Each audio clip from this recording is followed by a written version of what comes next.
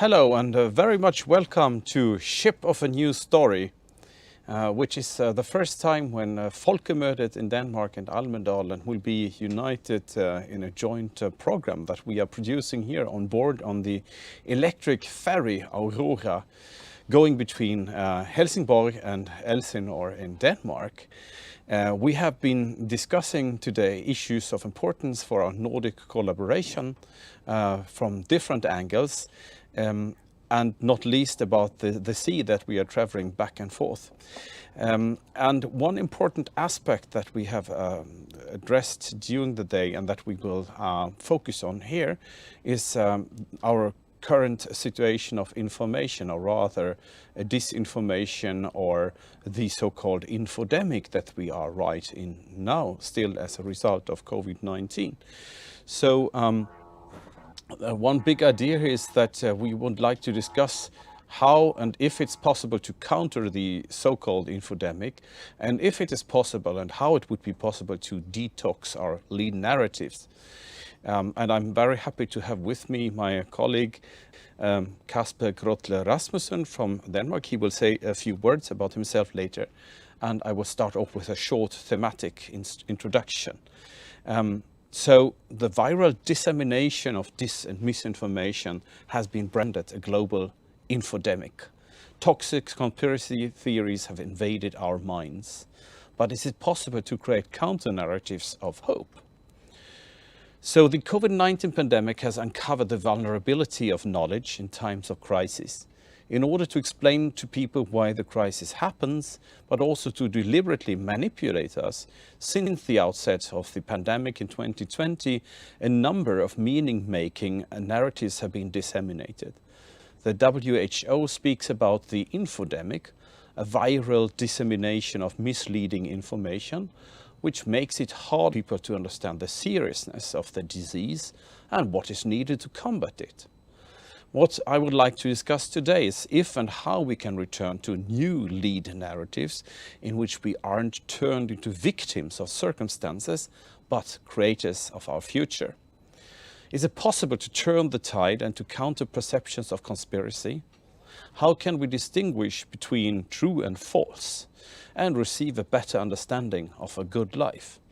And what are the possible elements of creative counter-narratives? So with these words, I again would like to welcome Kasper Grotle Rasmussen. Most welcome to our discussion here today. So would you like to introduce yourself to start with? I would, thank you, and thank you very much for having me. So my name is Kasper Grotle Rasmussen, and I'm an associate professor of American history at the University of Southern Denmark in Odense, in Denmark. So here one of my main sort of areas of research is conspiracy theories, both in the United States, but also in Denmark, and particularly in the Nordic countries. So I'm very much sort of interested in how these ideas, such as the conspiracy theories, how they travel and how they have traveled, indeed, from or between Europe and the United States, and how we're sort of very much, perhaps right now, influenced by a certain sort of conspiracy culture or conspiracy ideas from the United States. Thank you so much.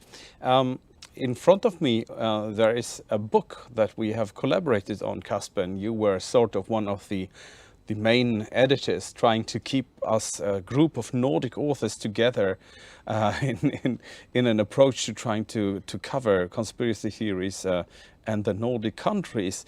Tell our audience a little bit about the book and what the rationale of the book is and what they can expect from reading it.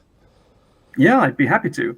So this book is sort of comes to fruition, or came to fruition, through a conspiracy theory research network, a fairly large one we had with other European countries. I think we were about 200 researchers in total over about a 4-year period, where we discussed conspiracy theories in Europe, in the United States, and different parts of the world. And I think one of the sort of central premises about conspiracy theories has always been that they really exist in times of crises, sort of in unstable environments, or in periods where there's a lot of disagreement among groups in different countries. And so we, in a sort of self-appointed Nordic group where we worked on other things, we sat around and sort of discussed, there's a lot of people that think that there can't be any conspiracy theories in the Nordic region. I mean, because we are sort of rich, prosperous, stable welfare states. But we all had sort of, coming from the region, had a very strong inkling that there were, and had always been, and were also conspiracy theories in this particular region. But nobody had ever actually examined it, and nobody had examined it sort of cross-regionally across the Nordic region. So we sat down. We wanted to write a book that was not sort of an anthology. So it's not a collection of sort of individual or chapters written individually by us, but rather it's a book with sort of coherent chapters that cover the different countries. So trying to sort of cover the region as a whole, in different thematic areas. Mm.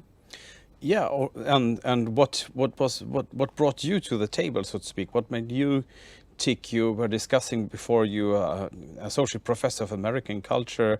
What makes you work? What do you find is particularly interesting when working with conspiracy theories?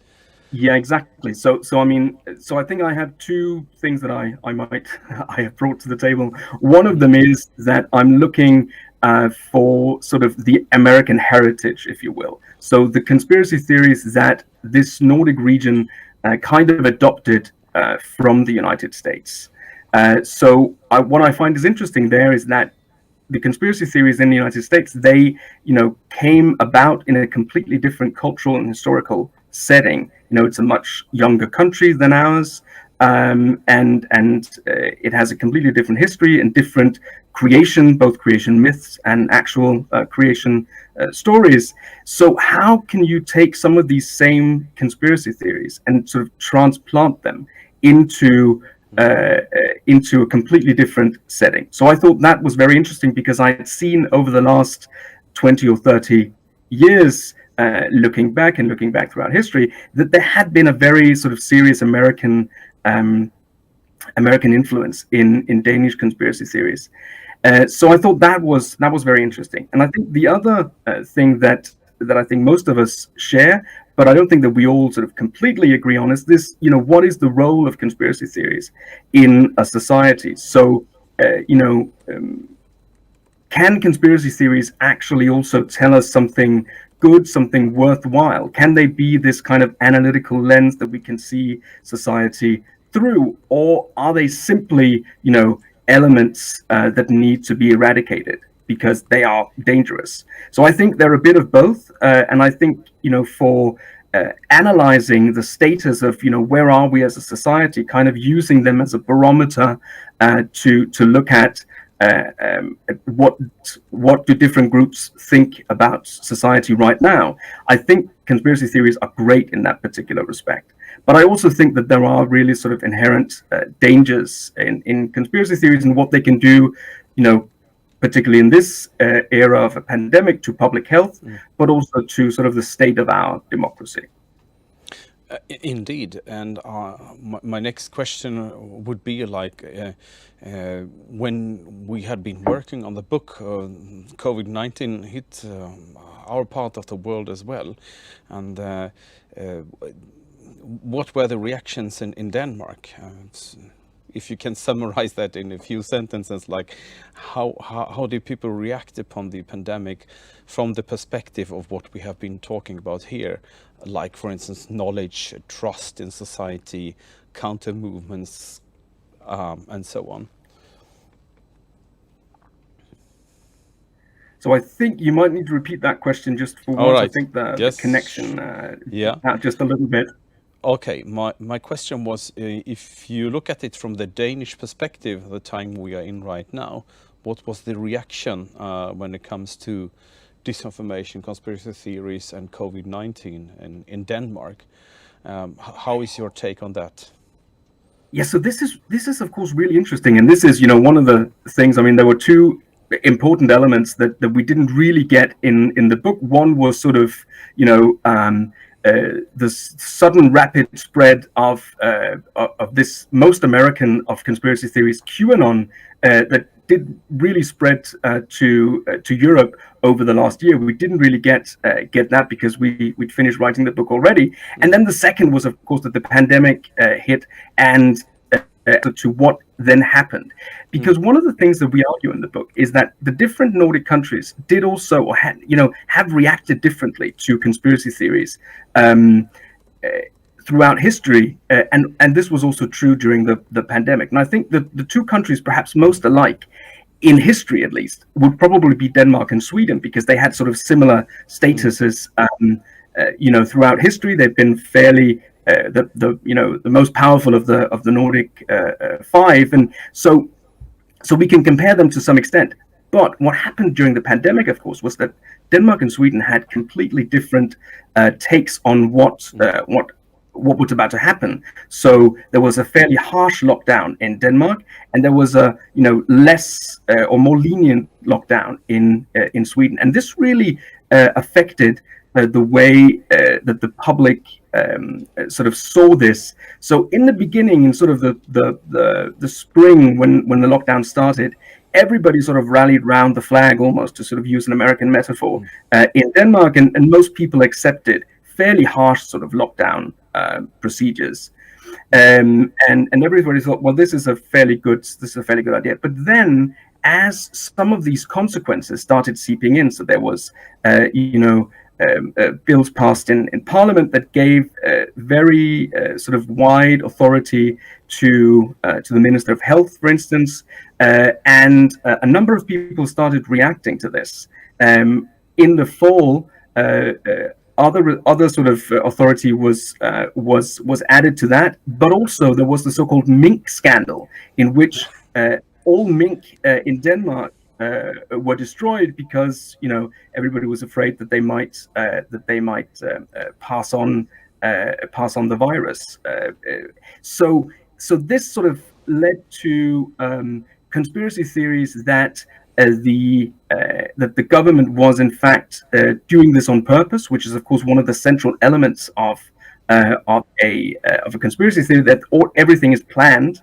And then the second element, that everything is connected, that then the government must be in league with international forces that are kind of that have designed this from the beginning. So then ideas about this global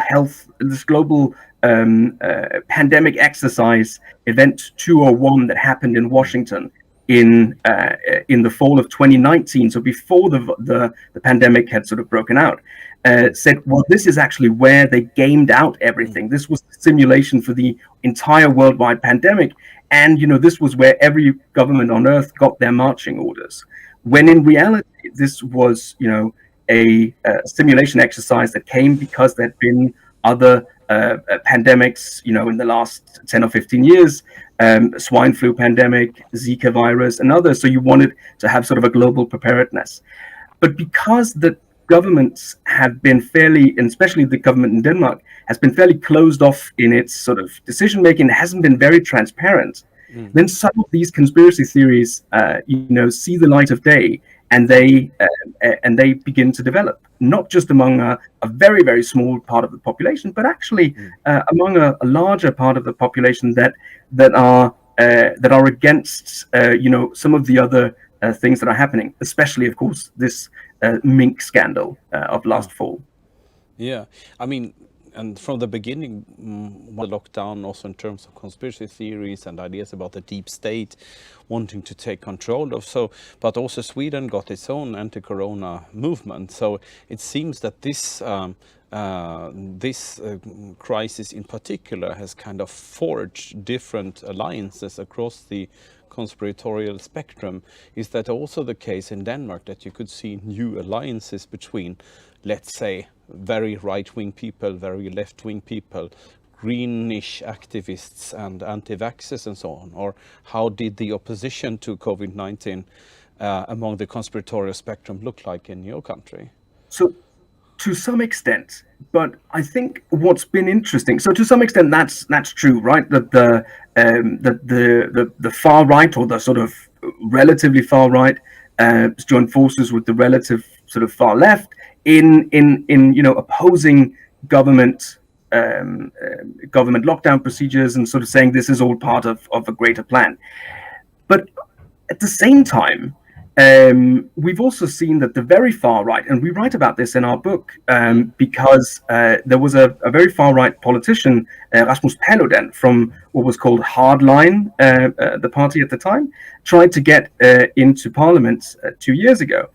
And he didn't get in, but he had a very strong showing, and almost sort of made the threshold. And he sort of tried to get in league with the most sort of visible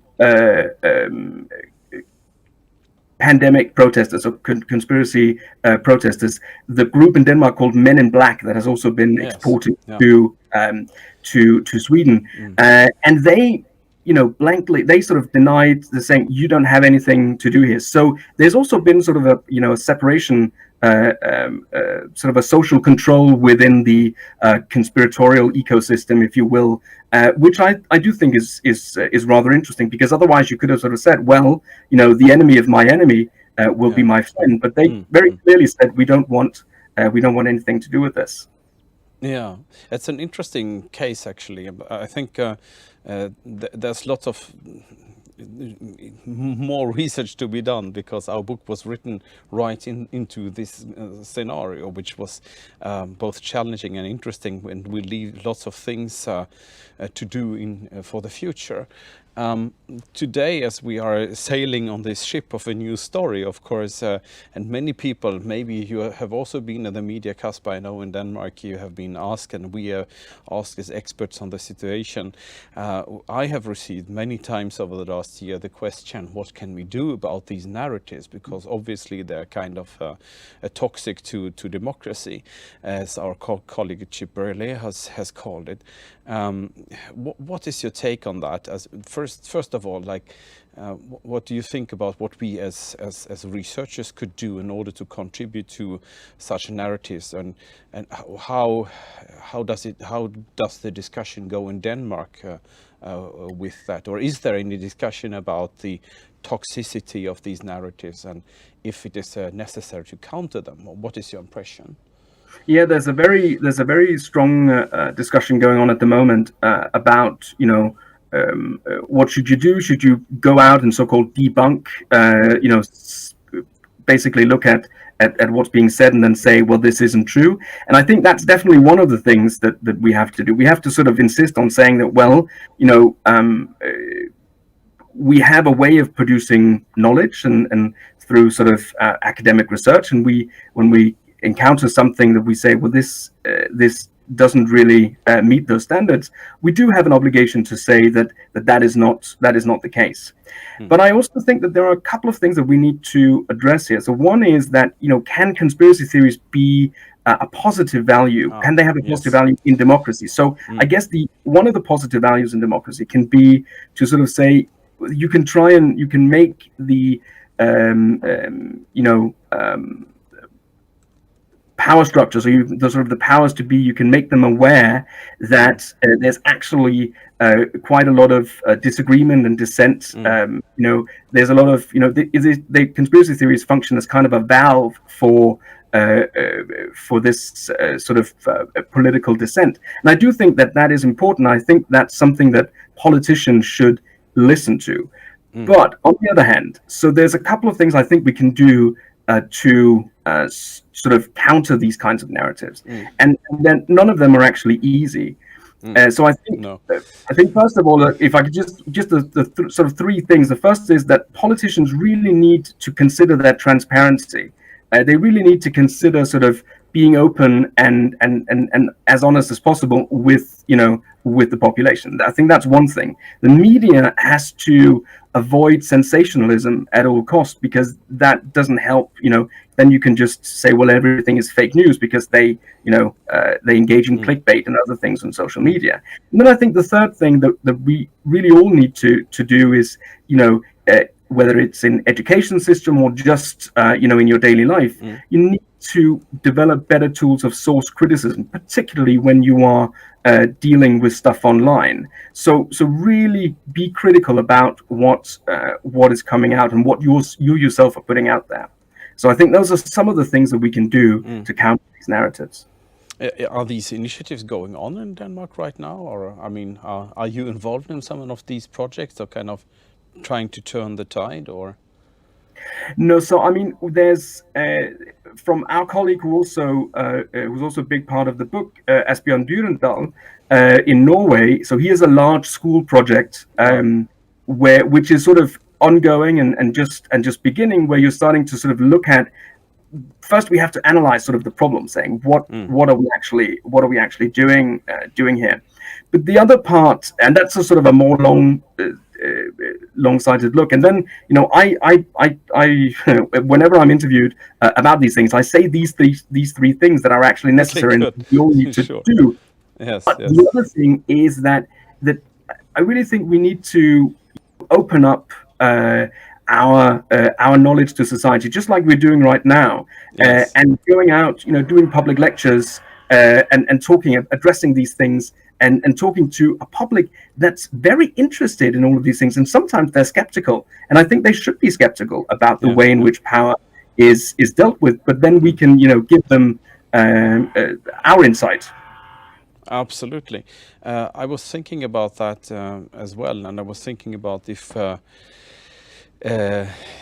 we were talking about, for instance, the openness and transparency that we are asking for when it comes to politicians, and we have been talking about previously. Today we had two Swedish, one Danish, one Swedish politician here in our program, talking about the Nordic new normal and so on. In what sense do you think that disinformation and conspiracy theories are part of an enhanced crisis responsiveness between the Nordic countries? Is that something that we should look at the Nordic level, or would you feel that we need to have a more national or even local approach to these issues? What do you feel about that? I think to an extent, I think you need an approach on all levels. So you need a local level. You need to actually, in local housing projects and others, you really need to go out and see, because there's a lot of disinformation, a lot of conspiracy theorizing going on, especially among the younger demographics, the younger age group. And nationally, you definitely need to address these things. You need to address them in schools. You need to address them as a government. But I also do think that the Nordic level can hold, a good, can have a very good place, a good role to play here. That's something, because these initiatives are crossing borders. We just talked about how there's a lot of things crossing, especially here in the Öresund region where you are right now. Right, between Denmark and Sweden, there's a lot of things going on. So a Nordic level could definitely address some of these issues. Also, because we need to consider the fact that some of the conspiracy theories are sort of born global or born international. Particularly the one that that we've been talking about a lot, Andreas. This with the Great Reset, this idea that there's a sort of new world order dealing with this. There are very prominent Danes and Swedes across borders. Yes, indeed, and I was thinking about how this is also transnationally organized and transnationally disseminated, and I think that the pandemic is a case, in fact, that crisis responsiveness on the level of the cognitive dimension also does not stop on the national borders, but transgresses the transnational borders, and that this is also a special field that we need to analyze. It's not only that we are exposed to more, say, disinformation from from other actors like China or Russia. It's also that people get their information more in an international milieu where they build up, civil society organizations like World Freedom Alliance, where this information suddenly is shared. And I think it's therefore it's also not wise that we that countering these narratives is left on the national level. We need to talk about it as an international phenomenon, and I think that is what you show in the book, for instance, when you talk about the dissemination of 9/11 conspiracy theories, where there is a similar pattern. So I wrote a report for the Swedish Civil Contingency Agency, as you might know, Casper, and they asked me, like, what can we do? How can we counter? And I think we could spend the last 5 minutes on kind of talking a little bit about that, because when I talk about these things, I say always that conspiracy theories are meaning-making narratives, and that we should understand them as thus. And I made a little table with like 12 elements of what conspiracy theories are and how you can identify them. And I was thinking about, is it possible to counter them somehow? So if you have 12 elements that you can, identify conspiracy theory, could you use this knowledge in producing a counter narrative? And as you know, I mean, we're talking about patterns and plans and plots and so on. For instance, my idea was here to say, okay, instead of seeing patterns, maybe questioning where you get your information from, instead of thinking of that you are controlled by others on a map, can we give people a compass instead of just assuming that the world is black and white? How can we encourage multiplicity and so multiple perspectives? And I don't know if you have been thinking about it in this direction as well, and therefore my question goes to you, so to speak, more tentatively.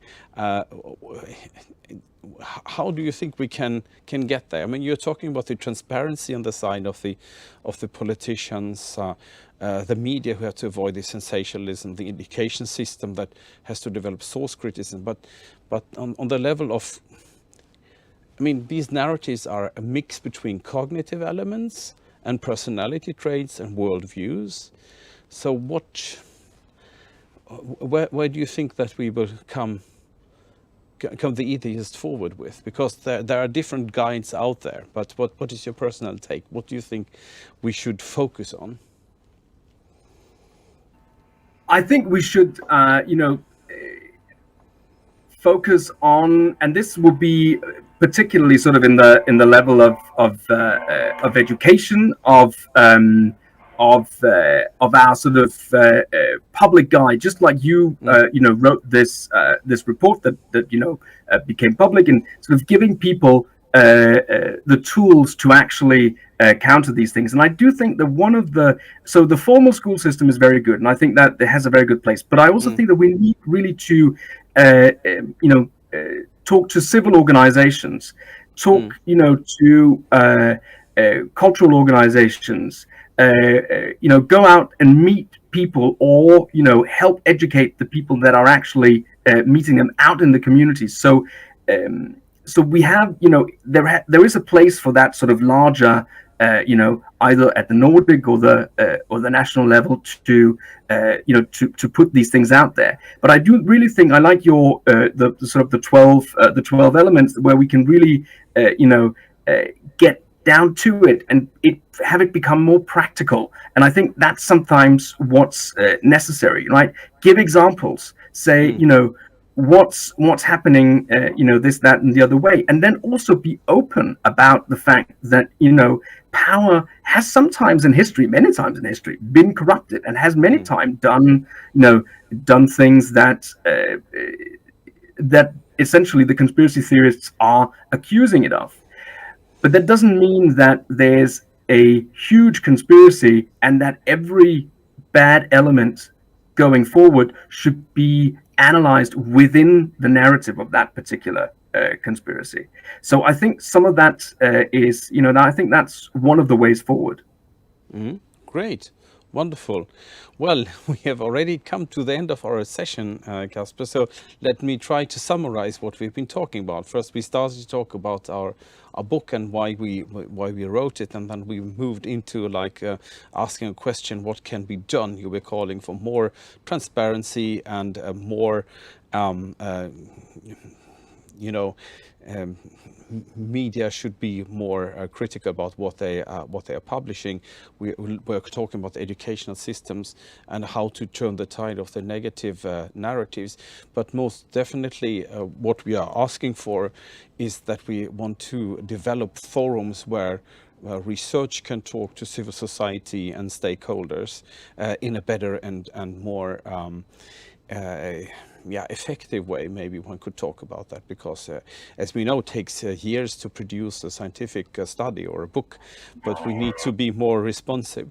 And then also what I take away from our discussion, Casper, is that we need to take to these, if we see conspiracy theories as a problem, a cognitive problem in crisis responsiveness, then we need to tell our stakeholders and politicians that if you want to develop crisis responsiveness that goes across borders, you need to take conspiracy theories into account when countering and when designing and managing crises such as COVID-19, because there will be more crises in the future, and let's be better prepared, so to speak. So with that being said, do you want to have a final word, Casper?